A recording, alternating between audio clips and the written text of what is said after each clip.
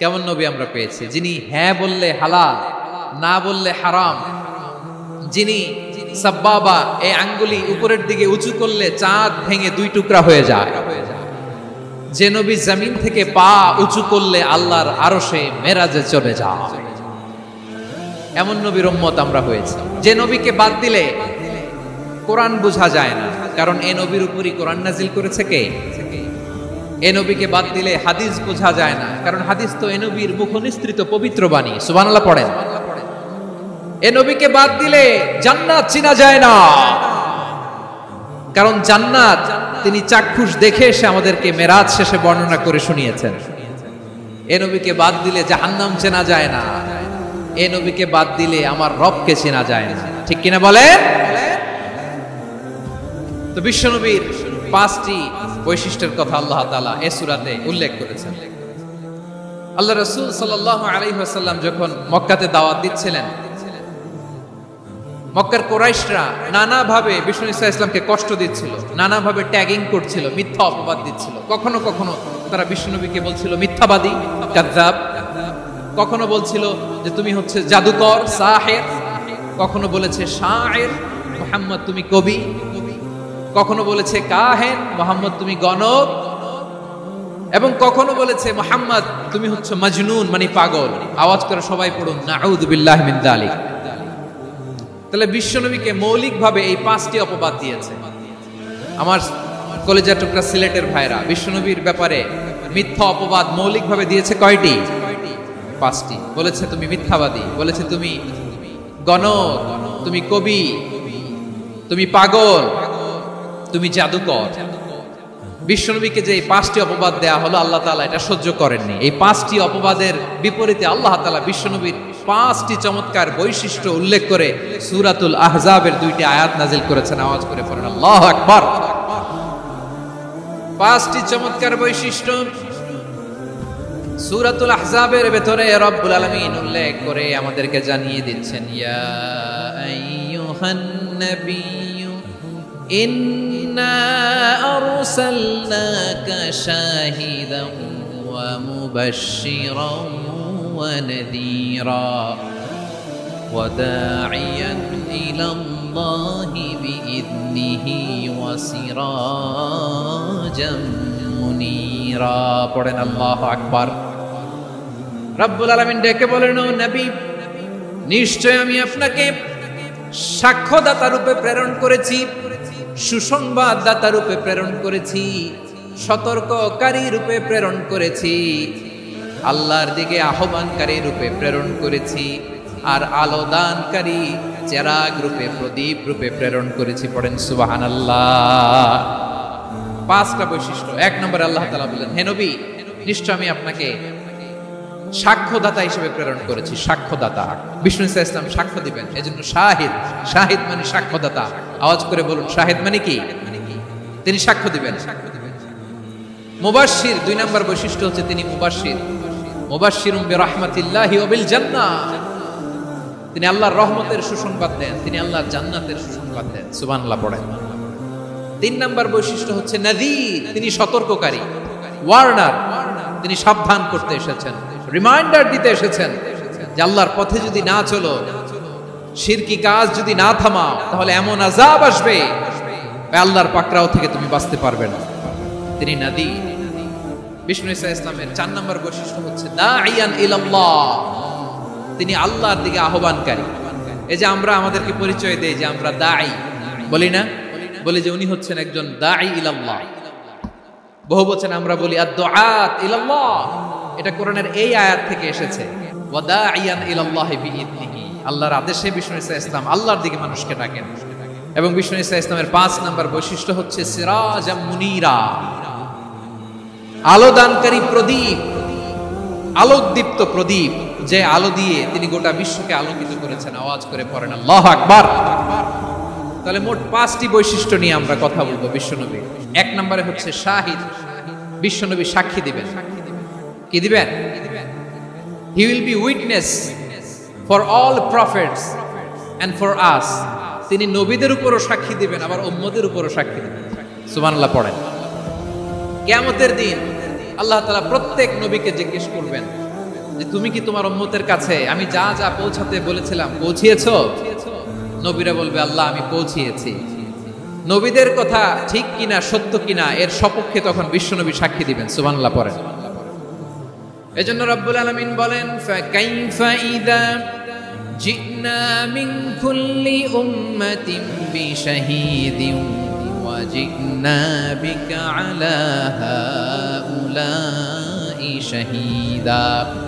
তখন কেমন হবে যখন প্রতিটি উম্মত থেকে আমি একজনকে সাক্ষ্য হিসেবে বের করে আনবো, আর তাদের উপরে নবী আমি আপনাকে সাক্ষ্য বানাবো। পড়েন সুবহানাল্লাহ। তাহলে সব উম্মতের ব্যাপারে সেই উম্মতের নবীরা সাক্ষ্য দিবে, আর ওই নবীদের উপরে আমাদের নবী বিশ্বনবী সাক্ষ্য দিবেন। সুবহানাল্লাহ পড়েন। এজন্য বিশ্বনবী হচ্ছেন শাহিদ। শাহিদের আরেকটা ব্যাখ্যা হচ্ছে বিশ্বনবী সাল্লাল্লাহু আলাইহি ওয়াসাল্লাম আমাদের সাক্ষীর উপরে তিনি সাক্ষী দিবেন।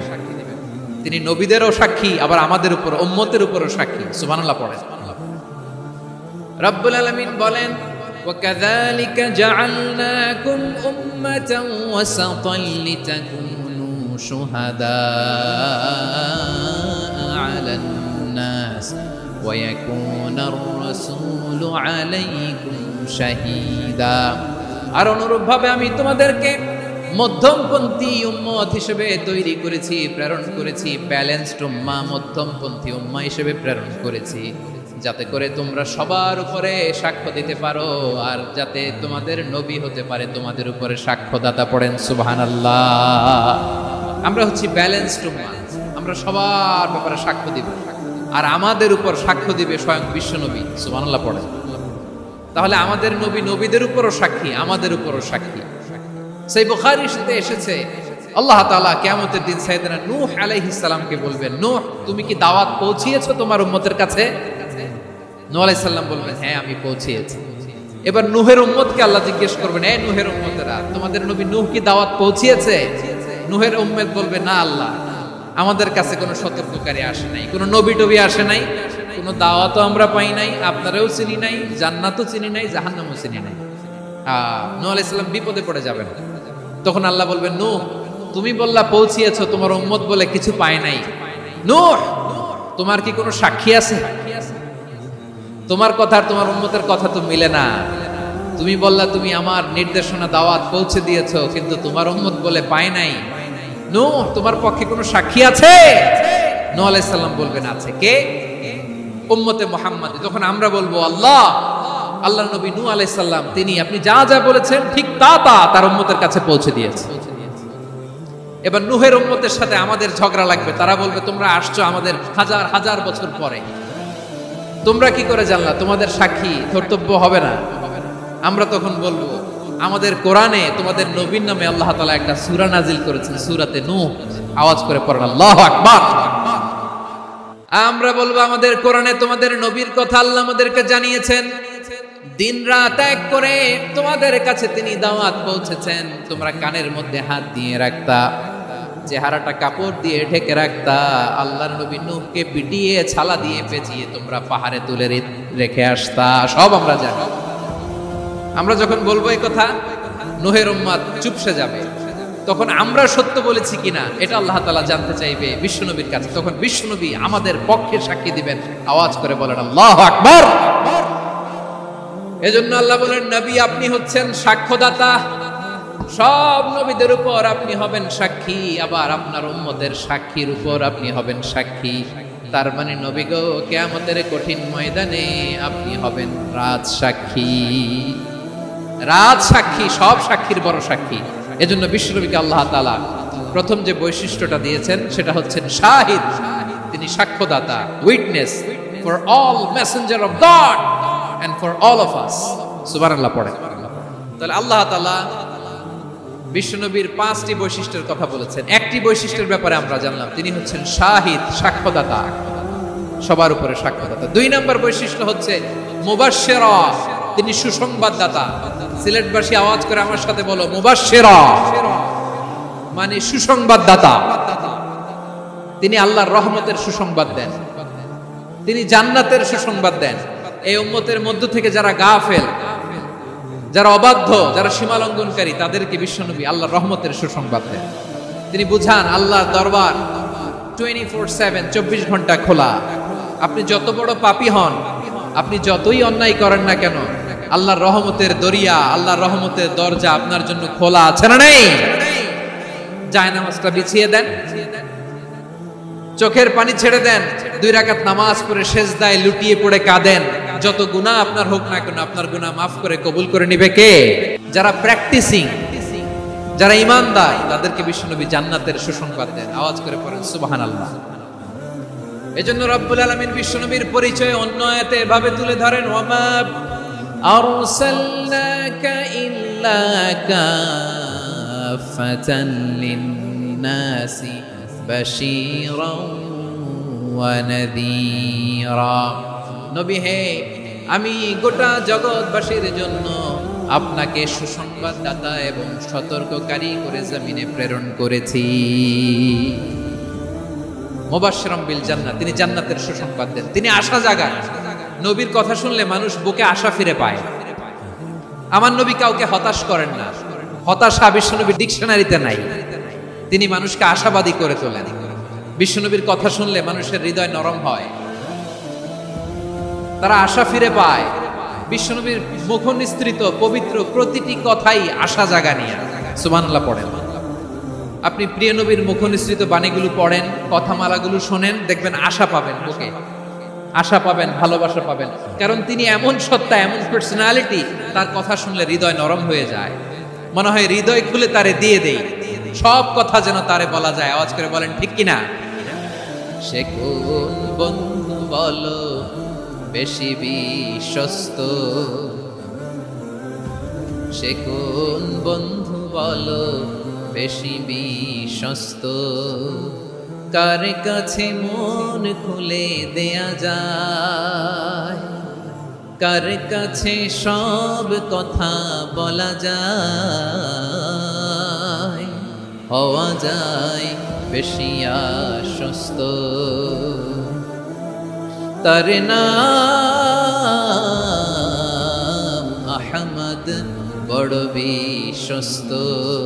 সে কোন বন্ধু বলো বেশি বিশ্বস্ত, কার কাছে মন খুলে দেয়া যায়, কার কাছে সব কথা বলা যায়, হওয়া যায় বেশি আশ্বস্ত। তার নাম আহমদ, বেশি বিশ্বস্ত। যে জন কখনো ব্যথা দিতে জানে না, যে জনকে বলি মুছে দেহি বেদনা, যে জন কখনো ব্যথা দিতে জানে না, যে জনকে বলি মুছে দেহি বেদনা, হৃদয়ের হাহাকার কবুল করে নিতে আর কারে বুক এত প্রশস্ত। তার নাম আহমদ, বেশি বিশ্বস্ত। প্রিয় ভাইরা, বিশ্বনবী তিনি মানুষের হৃদয়ে আশা জাগান। আমরা মানুষকে ভয় দেখাই, আমরা ইসলামকে এমন কঠিন ভাবে উপস্থাপন করি, মানুষ ভয় পেয়ে যায়। বিশ্বনবী মানুষকে ভয় দেখাতেন না, তিনি আশা দিতেন, ভরসা দিতেন। কানা রাসূলুল্লাহ সাল্লাল্লাহু আলাইহি ওয়াসাল্লাম ইযা বাআসা আহাদান মিন আসহাবিহি ফি আমরিহি কানা ইয়াকুল বাশশিরু ওয়া লা তুনাফিরু, ইয়াসসিরু ওয়া লা তুআসসিরু। কাউকে কোনো দায়িত্ব দিয়ে পাঠালে সাহাবাদেরকে তিনি বলে দিতেন প্রত্যেককে যে বাশশিরু ওয়া লা তুনাফিরু, মানুষকে সুসংবাদ দিও, দিন থেকে ভাগিও না। সহজভাবে ইসলামকে উপস্থাপন করো, ইসলামের শিক্ষাটাকে জটিল করে উপস্থাপন করো না। সুবহানাল্লাহ, কত চমৎকার, কত সুন্দর আমাদের ধর্ম। তিনি বলেছেন সহজ করো, কঠিন করো না, সুসংবাদ দাও, মানুষকে দিন থেকে ভাগিও না। সুবহানাল্লাহ বলেন। তাহলে বিশ্বনবী মানুষকে জান্নাতের সুসংবাদ দিয়েছেন। He was the bearer of glad tidings, জান্নাতের সুসংবাদদাতা। তিনি এমন ভাবে জান্নাতের নাজ নেয়ামতের চিত্রায়িত করেছেন, উপস্থাপন করেছেন, সাহাবাদেরকে তিনি জান্নাতের পাগল বানিয়ে ছেড়েছেন। পড়েন সুবহানাল্লাহ। আমরা তো টাকার পাগল, ক্ষমতার পাগল, দাপটের পাগল। বিশ্বনবীর সাহাবারা ছিলেন আল্লাহর জান্নাতের পাগল। কিসের পাগল? আমরাও আল্লাহর জান্নাতের পাগল হতে চাই কি চাই না? বিশ্বনবী সাহাবাদেরকে জান্নাতের পাগল বানিয়েছেন।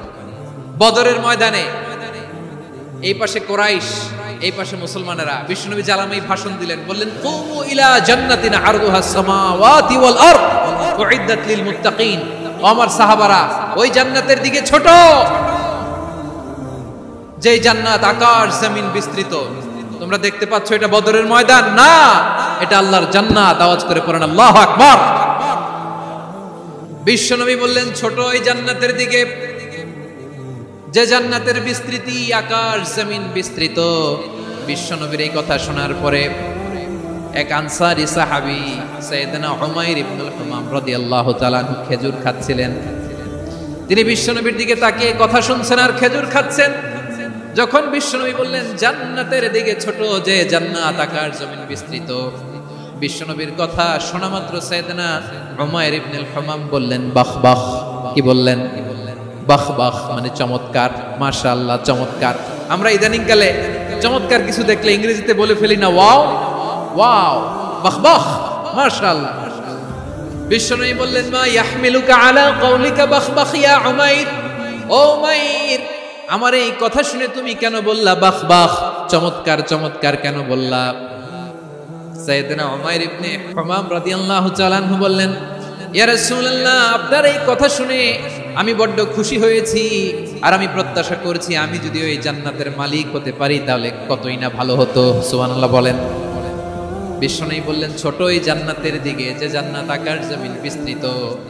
আপনার এই চমৎকার মুখনিসৃত কথা শুনে আমার হৃদয়ের মধ্যে জান্নাতি হওয়ার বাসনা জেগে উঠলো, এজন্য বলেছি বাহ বাহ, আমি যদি ওই জান্নাতে যেতে পারতাম কতই না ভালো হতো। উমাইরের কথা শুনে বিশ্বনবী বললেন ঠিক আছে উমাইর, জান্নাতে ঢোকার জন্য, এই জান্নাতের অধিবাসী হওয়ার জন্য যেহেতু তোমার এত আকাঙ্ক্ষা, আমি বলে দিলাম আনতা মিন আহলিহা, তুমি আল্লাহর ওই জান্নাতের অধিবাসী হবা। যাও উমাইর, তুমি ওই জান্নাতের অধিবাসী, ওই জান্নাতে তুমি ঢুকবা, তুমি জান্নাতি। তার মানে সহজ কথায় তুমি জান্নাতি। সুবহানাল্লাহ বলেন। যখনই বিশ্বনবী বললেন জান্নাতি, সাইয়েদনা উমর রাদিয়াল্লাহু তাআলা আনহু খেজুর খাচ্ছিলেন আর মনে মনে ভাবে বিশ্বনবী যখন ওয়ারেন্টি দিয়েছে, বিশ্বনবী যখন গ্যারান্টি দিয়েছে আমি জান্নাতে যাব, তাহলে হাতে তো এখনো 3টা খেজুর বাকি।